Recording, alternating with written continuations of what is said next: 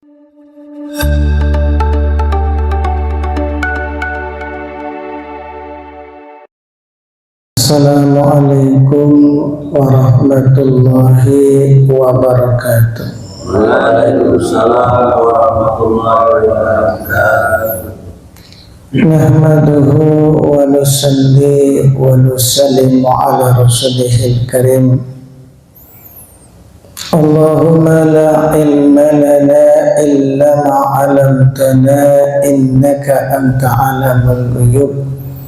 Rabbi shrah li sadri wa yassir li amri wahlul 'uqdatam min lisani yafqahu qawli.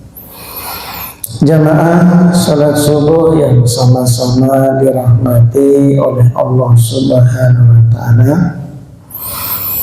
Seperti biasa, sejenak kita mendengarkan hadis dari baginda Nabi Muhammad sallallahu alaihi wasallam tentang pentingnya meluangkan waktu untuk senantiasa berdoa kepada Allah Subhanahu wa taala. Baginda Nabi Muhammad sallallahu alaihi wasallam beliau bersabda, "Ad-du'a silahul mu'min." Doa adalah senjata orang yang beriman. Wa imaduddin, dan tiang agama. Wa nurus samawati wal ard, serta cahaya langit dan bumi. Jadi doa ini senjata orang beriman. Senjata untuk apa? Untuk menghadapi masalah-masalah yang terjadi pada diri kita. Bahkan ketika menghadapi musuh pun ya, doa itu lebih utama.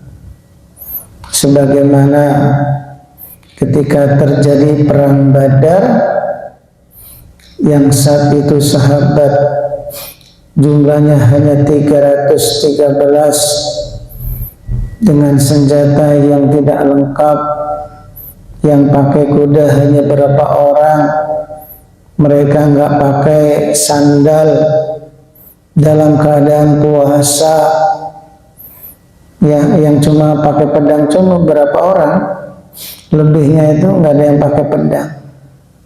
Sedangkan yang dihadapi adalah orang kafir Quraisy yang jumlahnya 1000 orang dengan senjata yang sangat lengkap.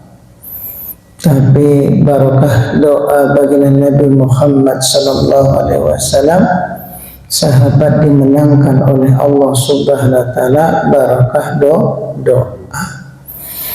Jadi doa ini kalau perang ya bisa menjadi senjata, kalau dalam masalah kehidupan juga bisa menjadi senjata untuk menyelesaikan semua masalah. Baik masalah keluarga, masalah ekonomi, bahkan masalah sakit itu bisa diselesaikan dengan doa. Karena doa ini senjata orang beriman. Maka kehidupan manusia ini kan kedepannya tidak akan ada yang tahu, kecuali yang tahu hanya Allah. Oleh karena kita tidak tahu masa depan yang akan terjadi, yang tahu hanya Allah, maka kita ini harus memperbaiki hubungan dengan Allah, itu lewat amal dan doa. Jadi memperbanyak ibadah dan juga memperbanyak doa. Satu contoh doa supaya orang itu terhindar dari penyakit pikun. Penyakit pikun ini penyakit yang sangat menyusahkan. Karena penyakit pikun ini kata Nabi arzalil umur, seburuk-buruknya umur itu ya yaitu pikun, karena sifatnya kembali seperti anak-anak lagi, seperti bayi. Kalau bayi berak di celana, kencing di celana, orang tuanya marah nggak? Tidak. Justru kalau anak nggak kencing, bayi nggak berak, malah orang tua khawatir. Jangan-jangan anak ini sedang sakit, sehari nggak buang air besar. Itu namanya seorang ibu itu jadi resah, khawatir, betul. Jadi ibunya khawatir gara-gara sehari belum buang air besar, tidak kencing aja sehari, ya, itu ibunya khawatir. Maka kalau anaknya berak di celana, kencing di celana, itu ibunya bukan kesal, malah senang, berarti anak ini sehat. Tapi kalau sudah aki-aki, ya, berak di celana, kencing di celana, kira-kira kumaha nih yang ngurus? Ya, menyusahkan yang ngurus. Ya, inilah namanya seburuk-buruk umur tuh ya kembali seperti anak-anak. Makanya Nabi mengajarkan satu doa supaya orang itu terhindar dari penyakit pikun. Karena penyakit pikun ini sudah BAB sembarangan, kencing sembarangan, sudah dikasih makan dibilang belum. Pagi udah disiapkan sarapan, jarak beberapa menit ngomel-ngomel, dibilang belum dikasih sarapan. Masya Allah, ini pikun, ya. Orang buka pintu ke kamar, dikira mau tidur, malah berak. Perasaannya dimasuk kamar mandi. Mau saya ini masuk kamar mandi kok? Iya, Bapak tuh pikun, bukan kamar mandi ini Pak, ini kamar tidur. Orang pikun, Masya Allah. Maka ini Nabi mengajarkan satu doa supaya orang itu terhindar dari penyakit pikun. Apa doanya? Allahumma inni a'udzu bika min uradda ila arjalil umur. Allahumma inni a'udzu bika min uradda ila arjalil umur. Ya Allah, aku berlindung kepada Engkau dari apa? Dari kembalinya seburuk-buruk umur, yaitu sifat kekanak-kanakan lagi. Ini penting nih, ya, karena kita ini kan nggak tahu nanti tuanya kumaha, bagaimana. Ya kalau yang ngurus tuh ya seneng, ya alhamdulillah. Kalau sudah BAB sembarang tempat, kencing sembarang tempat, ya ini menyusahkan. Untuk itulah Nabi telah mengajarkan satu doa. Kalau kita ini istiqomah, doa ini insya Allah akan terhindar dari penyakit pikun. Apa tadi doanya? Allahumma inni a'udzu bika min an uradda ila ardalil umur. Allahumma inni a'udzu bika min an uradda ila ardalil umur. Ya Allah, aku berlindung kepada Engkau dari kembalinya seburuk-buruk umur. Arjalil umur itu seburuk-buruknya umur. Ya panjang umurnya, tapi pikun, itu menyusahkan keluarga. Maka inilah, oleh karena masa depan kita ini tidak tahu, sudah saya sampaikan, bentengilah untuk menghadapi masa depan itu dengan amal dan doa. Di antaranya termasuk sholat berjamaah. Ini salah satu ya amalan yang menjadikan orang itu terhindar dari penyakit pikun. Ya, orang tuh kalau rajin sholat berjamaah, ini badannya sehat, ya, kemudian pendengarannya normal, bahkan penglihatannya pun normal. Orang yang istiqomah sholat berjamaah di masjid, apalagi amalan-amalan sholat sunnah dia selalu kerjakan, karena ini kata Nabi, janji Nabi, sallu fatasihu, sholatlah kalian maka kalian akan sehat. Jadi dari segi kesehatan ini memperbanyak sholat justru malah menyehatkan badan. Di samping orang itu memperbanyak sholat, nanti orang yang paling dekat dengan baginda Nabi Muhammad Sallallahu Alaihi Wasallam. Inilah pentingnya amal dan doa. Salat fardunya dengan berjamaah dijaga betul, ya, supaya kehidupan kita ini betul-betul barokah. Wal akibatul littaqwa, karena akhir kehidupan yang baik adalah orang-orang yang takwa. Jadi makin tua itu kehidupannya semakin barokah.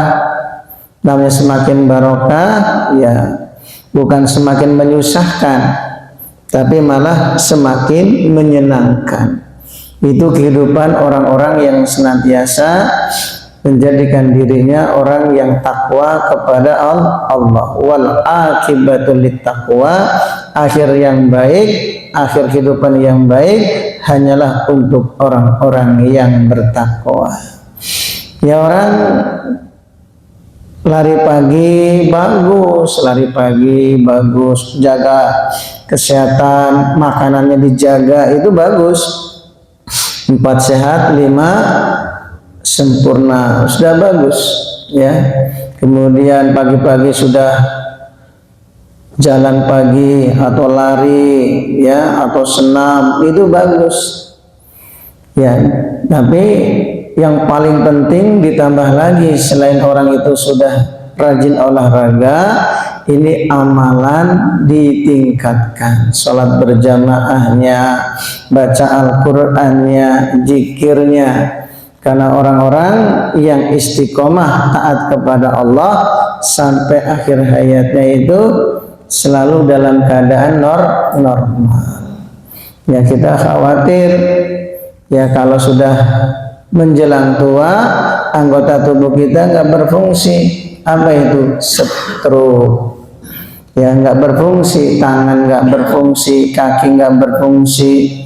Untuk menghindari penyakit-penyakit seperti itulah, kalau orang itu diantaranya istiqomah sholat berjamaah. Kemudian supaya terhindar dari penyakit pikun, tadi doa tadi yang baru sampaikan, Allahumma inni a'udzubika min an uradda ila arjalil umur. Sekali lagi, Allahumma inni a'udzubika min an uradda ila arjalil umur. Insyaallah kalau kita ini istiqomah doa ini akan terhindar dari penyakit pikun. Inilah yang dimaksud doa adalah senjatanya orang beriman. Karena kita kan tidak perang.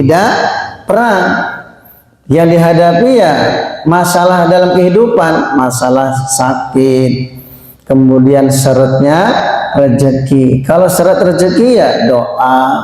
Kalau punya utang, selesai masalah dengan doa. Allahumma gfirli bi halalika haramik wa aghnini bi fadlika amman siwak. Andaikan engkau punya utang sebesar gunung, maka utangmu pun akan dilunasi oleh Allah. Ini doa. Maka jangan menyepelekan doa, karena doa itu senjatanya orang beriman. Masalah apa saja yang dihadapi itu cukup dengan doa. Nabiullah Ibrahim alaihissalam ketika mau dilemparkan ke dalam api oleh Raja Namrud dengan ketepel raksasa, karena api itu saking besarnya seperti gunung yang mengumpulkan kayu bakar itu melibatkan seluruh rakyat, ya, rakyatnya Raja Namrud untuk mencari kayu bakar sampai sebesar bukit atau gunung. Kemudian dinyalakanlah itu kayunya sehingga orang pun nggak bisa mendekat. Kalau dekat, saking panasnya itu jarak berapa kilo pun sudah nggak kuat. Bagaimana caranya untuk melemparkan Nabiullah Ibrahim ke dalam api? Maka ada yang punya ide, yaitu dengan ketepel raksasa. Biasa ketepel itu kan pakai batu. Ini Nabiullah Ibrahim, ya, nyucet di tengah-tengah melayang mau jatuh ke mana? Kobaran api. Malaikat pun datang menawarkan jasa. Wahai Nabiullah Ibrahim alaihissalam, aku adalah malaikat penurun hujan. Kalau engkau mau, ya, ini aku turunkan hujan sehingga api ini padam. Apa kata Nabiullah Ibrahim? Hasbiyallahu wa ni'mal wakil. Cukup Allah sebagai penolong. Datang lagi malaikat angin menawarkan jasa. Wahai Nabiullah Ibrahim, aku adalah malaikat angin. Kalau engkau mau menerima tawaran saya, ini saya tiup tuh api sehingga padam tuh api. Apa kata Nabiullah Ibrahim? Hasbiyallah wa ni'mal wakil. Cukup Allah sebagai penolong. Doa. Ya, maka dengan izin Allah api pun berubah menjadi dingin dan menyelamatkan Nabiullah Ibrahim alaihissalam, sehingga walaupun api Allah jadikan taman daripada taman-taman surga. Makanannya langsung dari surga. Selepas dibakar, ketika dikeluarkan dari kobaran api selama 40 hari 40 malam, Nabiullah Ibrahim alaihissalam ditanya oleh seseorang, wahai Nabiullah Ibrahim alaihissalam, hari-hari apakah yang paling kau merasakan paling bahagia? Maka kata Nabiullah Ibrahim alaihissalam, hari yang paling bahagia sepanjang hidupku ketika aku berada di dalam api selama 40 hari 40 malam. Masya Allah, ini hebatnya doa. Maka kita ini ya sering-sering ya meluangkan waktu untuk senantiasa berdoa kepada Allah. Di antara waktu doa yang mustajabah, di samping sepertiga malam, itu doa antara adzan dengan iqamah. Itu kesempatan. Asyukur ini kan qomatnya lama, maka gunakanlah untuk banyak doa, termasuk doa tadi, Allahumma inni a'udhu bika min an uradda ila arjalil umur. Itu baca sambil menunggu qomat, karena jamaah syukur ini kan hari berganti hari, bukan semakin muda, betul nggak nih? Semakin tua, karena kan khawatir.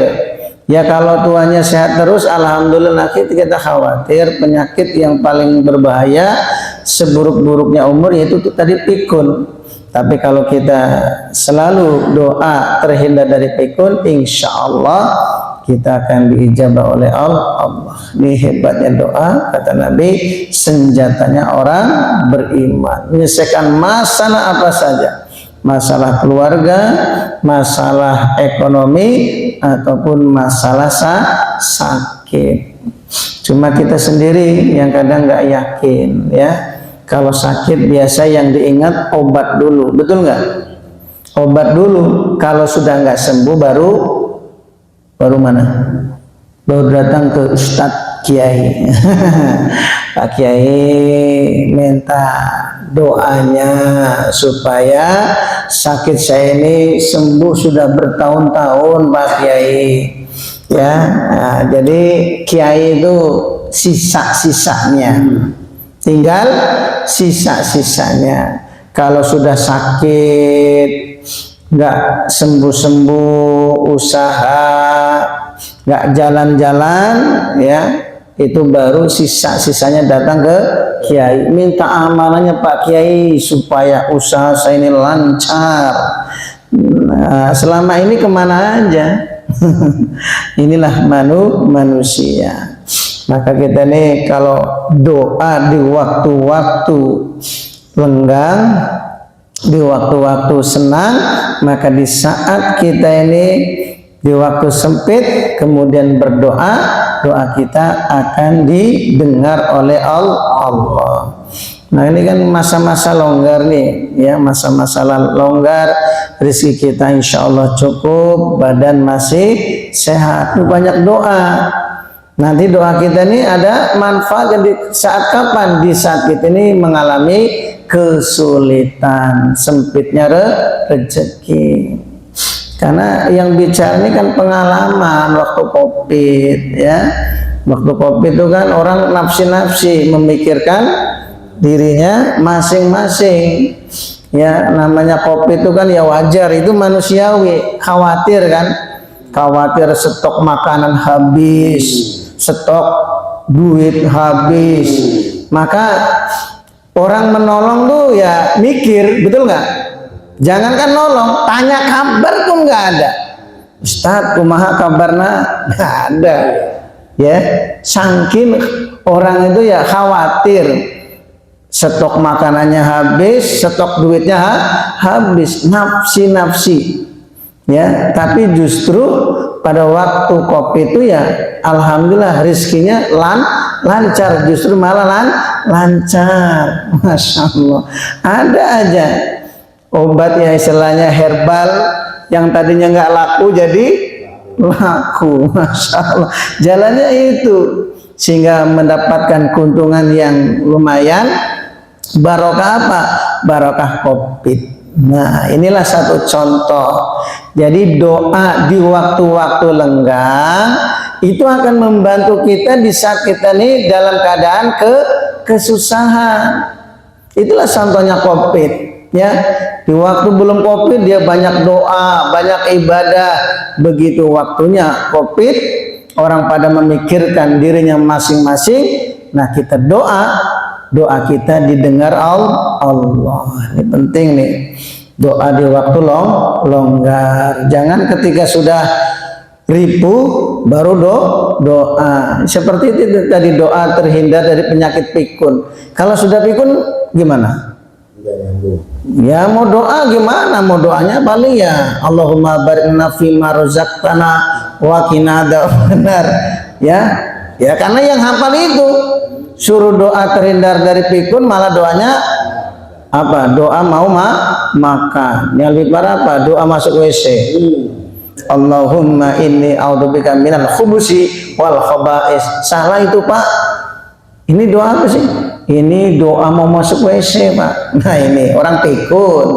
Maka sebelum pikun ini doanya. Saya ulang lagi ya. Allahumma inni a'udzubika min an uradda ila arjalil umur. Masya Allah. Kemudian doa ini adalah tiangnya agama. Agama ini akan kuat kalau orang itu senantiasa memperbanyak doa kepada Allah. Maka lahirnya Al-Imam Bukhari, ulama besar yang hafal 600.000 hadis, itu barokah doanya ibunya Al-Imam Bukhari. Al-Imam Syafi'i menjadi ulama besar yang ilmunya dipelajari oleh ulama seluruh dunia, itu barokah doanya ibunya Al-Imam Syafi'i, sehingga asbab doanya ibunya Al-Imam Bukhari nih, barokahnya agama ilmunya Al-Imam Bukhari telah dipelajari oleh ulama-ulama di seluruh dunia, sehingga agama ini menjadi apa? Dijaga oleh Allah, senantiasa berkembang, ya. Yes, sebabnya ya salah satunya Al-Imam Bukhari. Kemudian yang ketiga, wa nurus samawati wal ard, ini doa adalah cahaya langit dan bumi, nur ya. Jadi kekuatan doa itu kalau ditampakkan ini merupakan cahaya. Makanya kata Syekh Abdul Wahab Asy-Sya'rani, beliau mengatakan seorang waliullah, kalau kita ini doa kemudian belum tampak hasilnya, jangan kecil hati. Kalau kita ini selalu doa kemudian mengatakan saya ini sudah doa tapi hasilnya nggak ada, ini namanya apa? Tidak adab, ya, suudzon kepada Allah. Kita ini walaupun doanya belum kelihatan hasilnya, kita bisa doa itu sendiri, itu sudah anugerah daripada Allah. Ya, kalau kita ini sudah berdoa tapi hasilnya tidak tampak, kita bisa berdoa itu sendiri sudah anugerah pemberian daripada Allah, daripada doa itu sendiri, daripada permintaan kita. Kita bisa doa itu loh, itu sudah anugerah.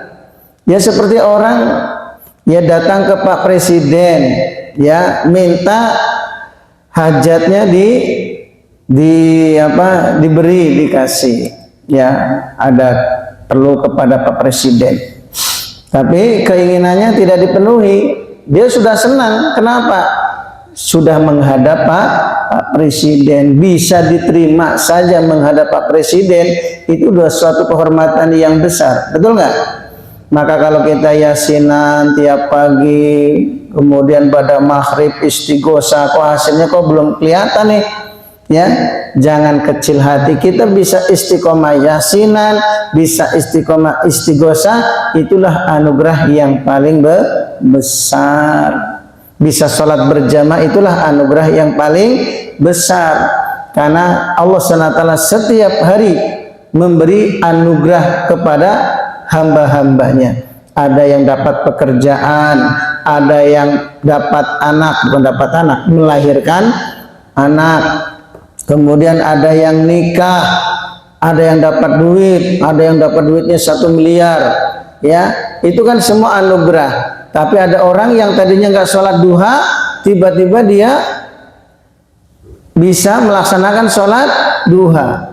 Maka dari semua anugerah yang Allah berikan kepada setiap hamba-hambanya, anugerah yang paling besar itu bukan Allah berikan kepada seseorang itu duit 1 miliar, tapi anugerah yang paling besar yang tadinya orang nggak sholat duha, Allah mudahkan untuk sholat duha. Itu anugerah yang paling besar. Maka kita ini kadang nggak merasa kalau kita dimudahkan sholat berjamaah 5 waktu, ya, walaupun mungkin secara dohir rezeki kita semakin seret, secara dohir kelihatannya, tapi hakikatnya Allah tuh semakin sayang. Allah berikan anugerah yang paling besar melebihi uang 1 miliar, yaitu ketika seseorang itu dimudahkan oleh Allah bisa melaksanakan sholat fardu dengan berjamaah. Dan Allah SWT itu maha bijaksana. Allah maha bijaksana. Tidak mungkin ya orang yang rajin ibadah kok kemudian sampai mati kelaparan, tidaklah mungkin. Pasti kalaupun rezekinya seret, itu hanya ujian sedikit,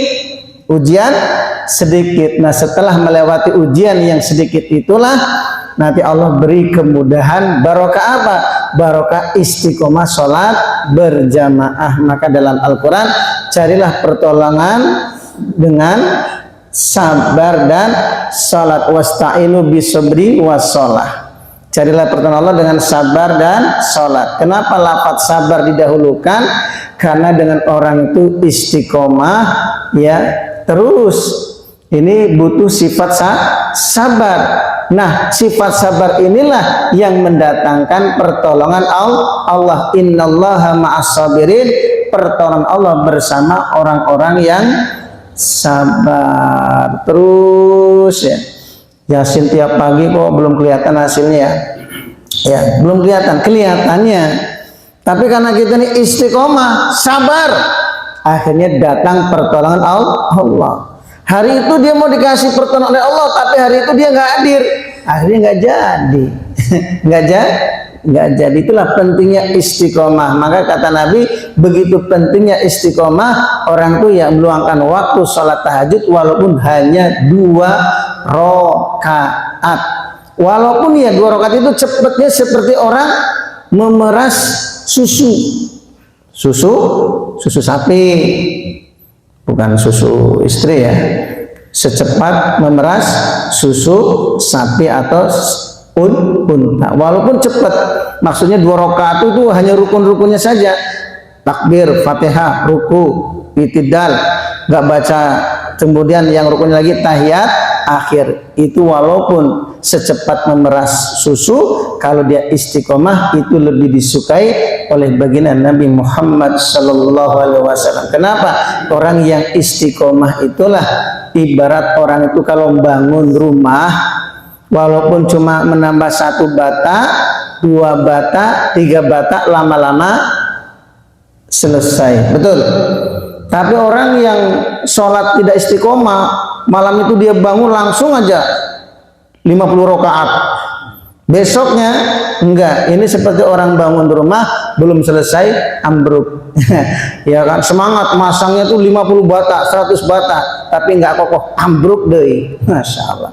Tapi orang yang istiqomah itu seperti orang bangun, walaupun hanya nambah 1 bata terus, lama-lama bangunan rumah itu selesai. Itulah orang yang istiqomah akhirnya punya derajat. Karena dengan istiqomah menunjukkan orang itu punya sifat sabar. Dengan sifat sabar itulah mendatangkan pertolongan Allah. Maka ini penting ya, kita istiqomah itu dengan doa. Tapi doa itu sendiri adalah takdir, kata Nabi. Doa itu sendiri adalah takdir. Tapi ya tanda-tandanya orang itu selesai masalah kalau orang itu dimudahkan oleh Allah untuk berdoa. Maka saya ingatkan ya, kata Syekh Abdul Wahab Asy-Syarani, tidak ada yang bisa mengubah takdir kecuali doa. Doa itu sendiri adalah takdir. Jadi kita sekarang tuh bisa berdoa, itu udah anugerah daripada Allah. Menunjukkan masalah kita ya bisa selesai. Sudah cukup dengan kita dimudahkan untuk berdoa, dimudahkan untuk yasinan, dimudahkan untuk sholat berjamaah. Itu udah anugerah yang paling besar. Kalau Allah tidak kehendaki, kita tidak bisa berdoa. Betul nggak?